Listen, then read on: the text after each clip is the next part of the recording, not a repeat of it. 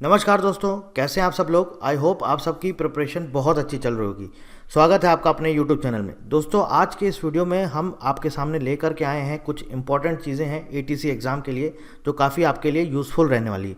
जैसे कि हम आपको पूरा डिटेल में बताएंगे कि इस एग्ज़ाम के लिए क्या इसका सिलेक्शन प्रोसेस होता है, क्या एग्ज़ामिनेशन पैटर्न है, क्या हमारा सिलेबस है, क्या हमें सिलेबस फॉलो करना है और इसका पिछले 3 या 4 बार के रिक्रूटमेंट का आपको हम पूरा कट ऑफ शेयर करेंगे, जिससे कि आपको अपनी प्रिपरेशन में मदद मिलेगी और आप अपना टारगेट सेट कर सकते हैं कि हाँ, इतना कट ऑफ जाता है तो मुझे इतना स्कोर करना है जिससे कि मैं एक सेफ जोन में बना रहूँ।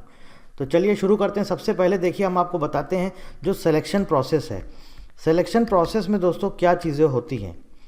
आपका सिंपल एक रिटन एग्ज़ाम होता है, CBT कंप्यूटर बेस्ड टेस्ट, ठीक है।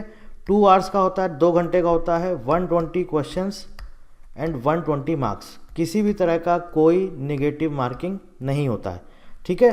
नो निगेटिव मार्किंग, किसी भी तरह का कोई निगेटिव मार्किंग नहीं होता है। ये पेपर होता है, इसका जो कट ऑफ जाता है वो कट ऑफ आपको क्वालिफाई करना होता है।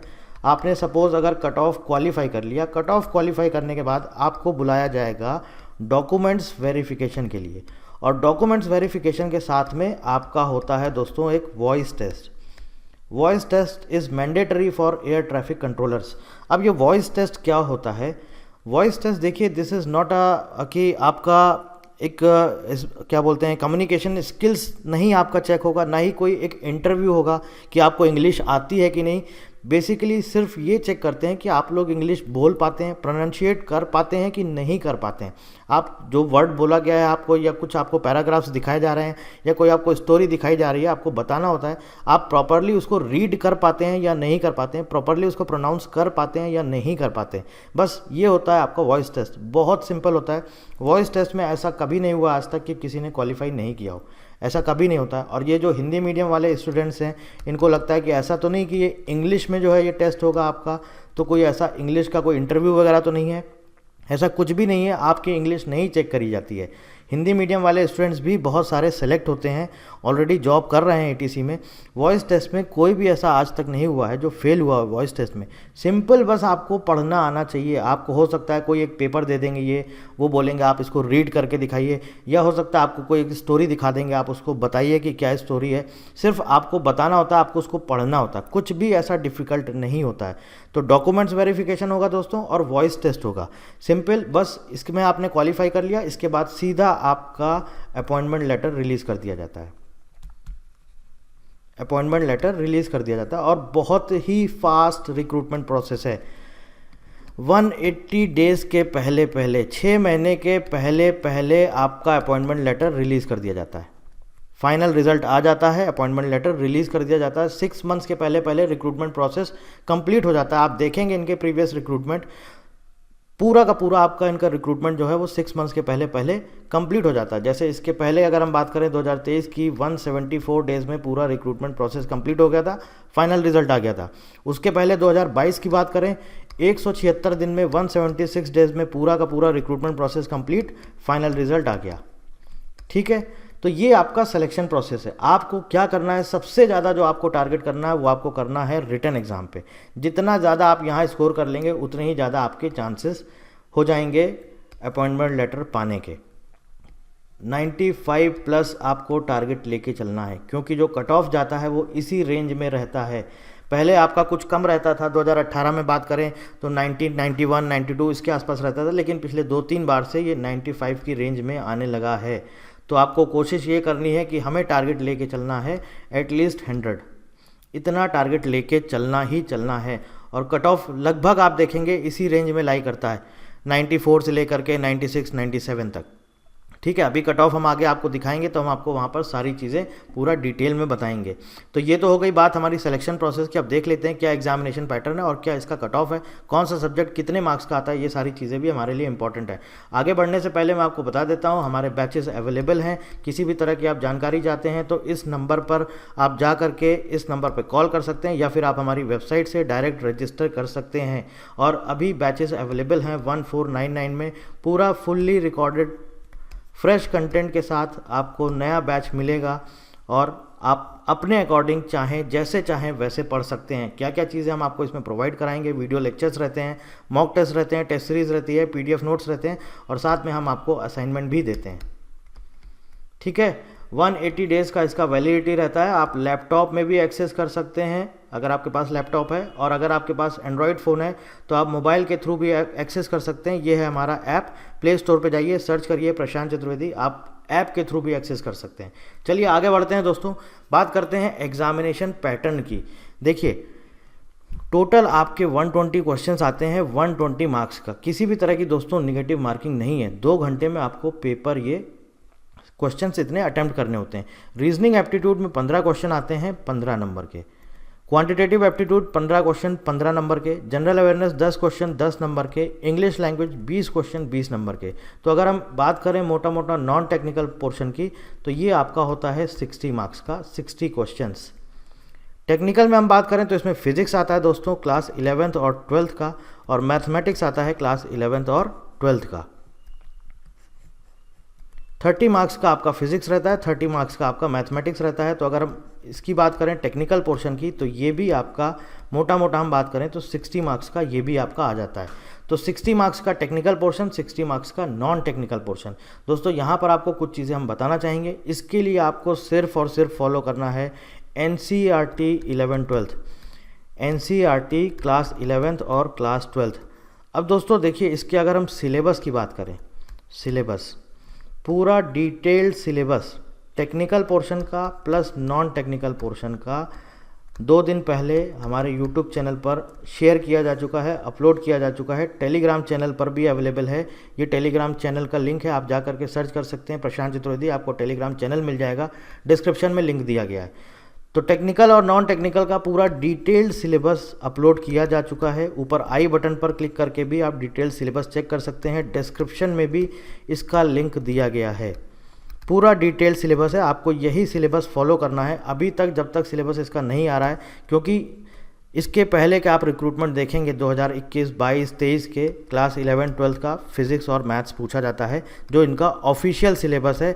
आप जा करके ऑफिशियल वेबसाइट पर भी देख सकते हैं, ये ऑफिशियल सिलेबस वेबसाइट पर भी अवेलेबल है, पुराने रिक्रूटमेंट में दिया गया है। अब इस बार जो हमारा आएगा सिलेबस, अभी देखिए क्या है, पहले नोटिफिकेशन देते हैं और इसके 8 या 10 दिन बाद ये syllabus, official syllabus, online registration जब स्टार्ट होता है तब उसके आसपास, उसके बाद भी रिलीज़ करते हैं, उसके पहले भी रिलीज़ कर सकते हैं, तब ये सिलेबस रिलीज़ करते हैं। तो जहाँ तक अभी तक जो भी सिलेबस है वो यही है 11-12 का फिजिक्स और मैथ्स NCERT, ये आपको फॉलो करना है। एक और चीज़ आपको यहाँ पर बताना चाहूँगा कि जो हमारा इस बार का जो पेपर हुआ है 2023 का, इसमें जो क्वांटिटेटिव एप्टीट्यूड पूछा गया है इसका लेवल इन्होंने बहुत बढ़ा दिया है। पहले इतने टाइम कंज्यूमिंग क्वेश्चंस नहीं आते थे, इजी क्वेश्चंस आते थे। इस बार इन्होंने क्या किया है, बहुत टाइम कंज्यूमिंग और बहुत ही नए नए टाइप के क्वेश्चंस ऐड किए हैं, थोड़ा सा लेंदी पेपर दिया है। तो इस बार दोस्तों आपको क्वांटिटेटिव एप्टीट्यूड पर भी फोकस करना है।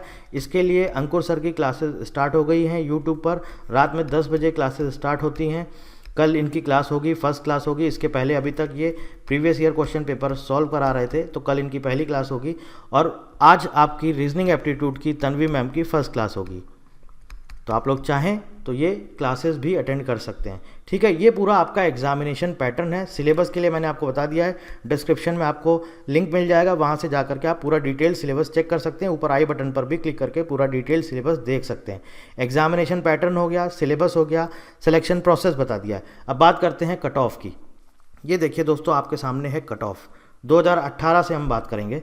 2018 में आप देखिए written exam computer based test हुआ था, उसमें 87 अनरिजर्व कैटेगरी जनरल कैटेगरी का कट ऑफ गया था, और फाइनल कट ऑफ कितना गया था 90.019, 90.019।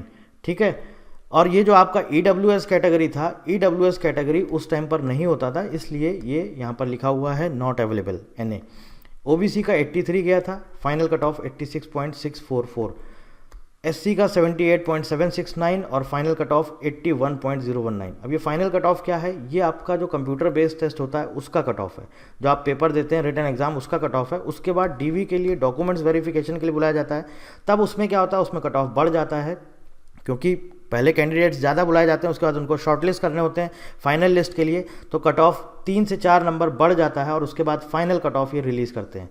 तो आप ये मान के चलिए कि आपको जो टारगेट लेके चलना है वो 100 का टारगेट लेके चलना है। ठीक है, अब बात करेंगे 2020 की। देखिए 2020 में आपका कट ऑफ वापस से बढ़ गया है। 2020 में अगर हम देखें तो आप देखिए कट ऑफ कितना हो चुका है। 2020 में रिटन एग्जाम का कट ऑफ गया है 93, सीधे सीधे 6 नंबर का आपका यहाँ पर कट ऑफ बढ़ा है। फाइनल में भी देखिए 95.6 हो गया, ये भी ऑलमोस्ट 5.6 या मोटा मोटा मान सकते हैं 6 नंबर का कट ऑफ बढ़ गया है। EWS कैटेगरी का 89.763 और फाइनल कट ऑफ 91, OBC का 89.881 और फाइनल कट ऑफ 92, SC का 85.077 और फाइनल कट ऑफ 86.789, ST का 82.823 और फाइनल कट ऑफ 84। ठीक है, अब 2022 की बात करेंगे। ये दोस्तों जो आपके सामने कट ऑफ लिखा हुआ है 99.820, आप लोगों को इस कट ऑफ पर नहीं जाना है, क्योंकि जो 2020 में 22 में इन्होंने कट ऑफ रिलीज़ किया था, ये कट ऑफ इन्होंने परसेंटाइल में रिलीज़ किया था।